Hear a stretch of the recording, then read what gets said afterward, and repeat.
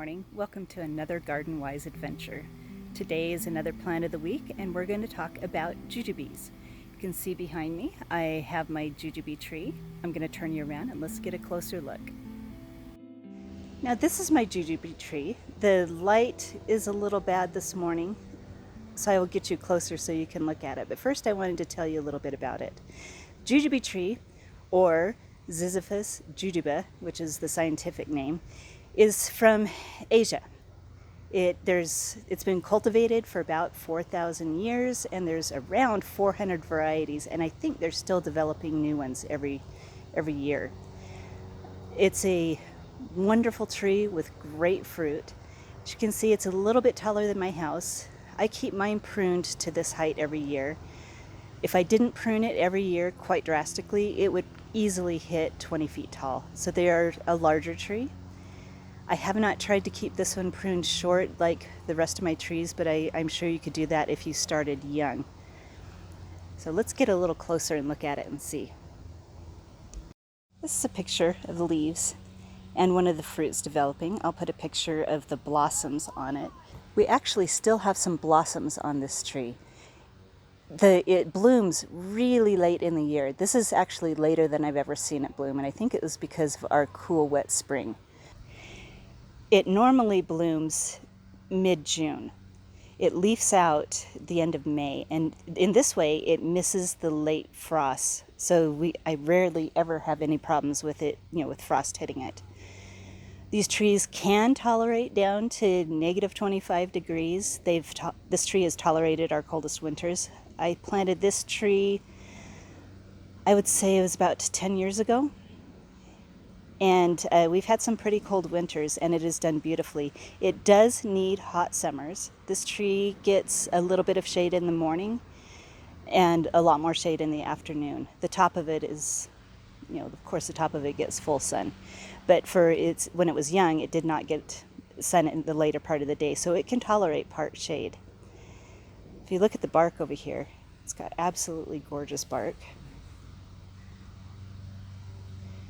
And the only fault I could find, and it's probably not really a fault, and I'm going to offer these to whoever can come get them first, they sucker.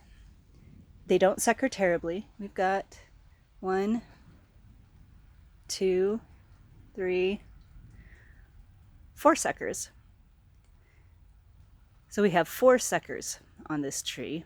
If you dig those suckers out, you can plant them and have a new jujube tree.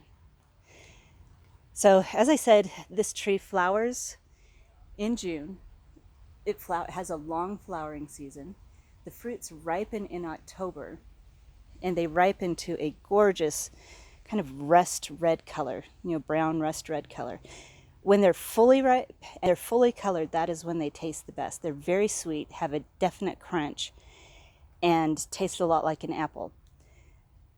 If you steam them or process them, the flavor improves. So what I like to do is I will candy them. And I will do a video on that in October so that you can see what I do to candy them. It is one of my favorite ways to eat jujubes. Now, I don't know if we're going to be able to see them. We'll try. So here is a picture of one of the thorns on this tree. These thorns are a huge problem when it comes to pruning and harvesting.